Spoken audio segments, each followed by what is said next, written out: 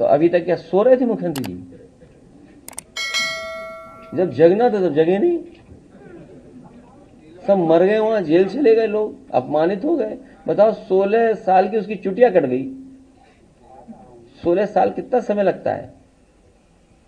16 साल की चुटिया कट गई, इतना दुखी था बेचारा वो। अब बताओ किसी की चुटिया काट दो तो कैसा महसूस होगा आपको? बाल काट दो, वो तो बात हम कह नहीं रहे हैं कि कैसे पवित्र किया गया। बताओ अगर ये बात सच है तो काहे कि हम विश्वगुरु हैं?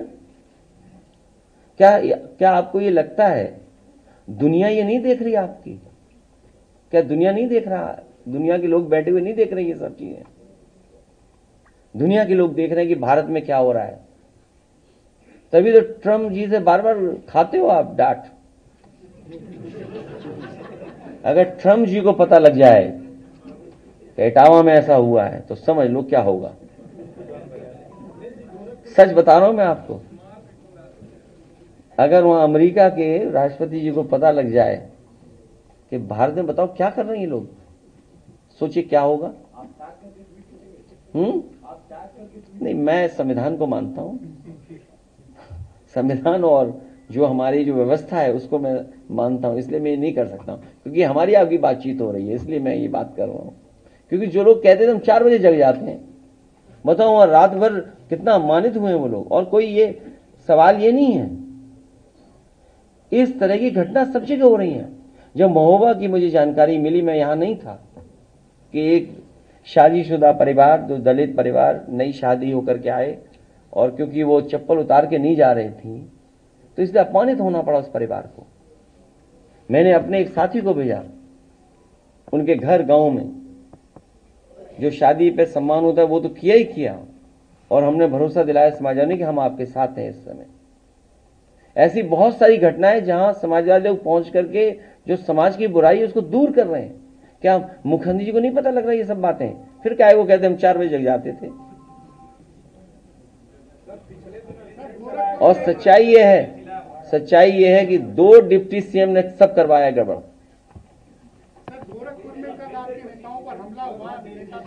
उस पे मैं कल या परसों बात करूंगा।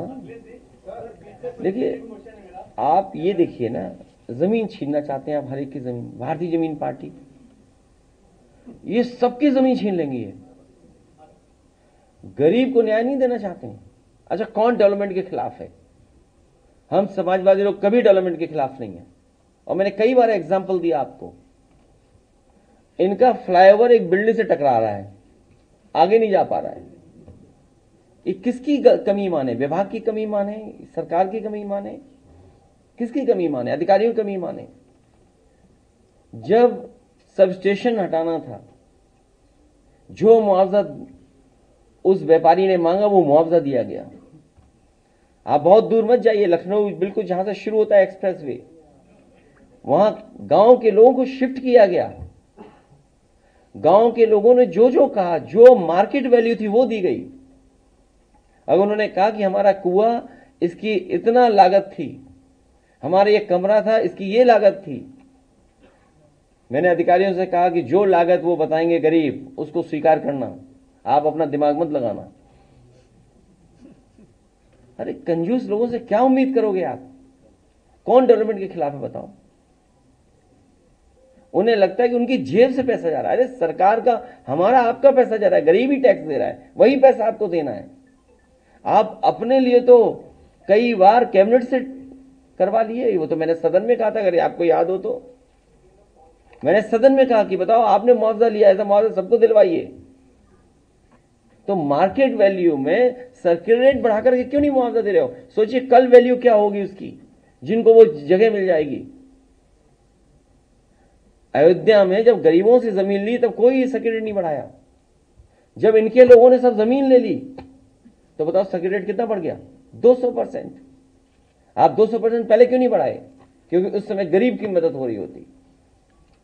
ये विकास नहीं करते, ये विनाश करते हैं। और ये तो नई परंपरा है कि पुलिस के संग बुलडोजर पे भारतीय जनता पार्टी के लोग बैठ के जा रहे हैं।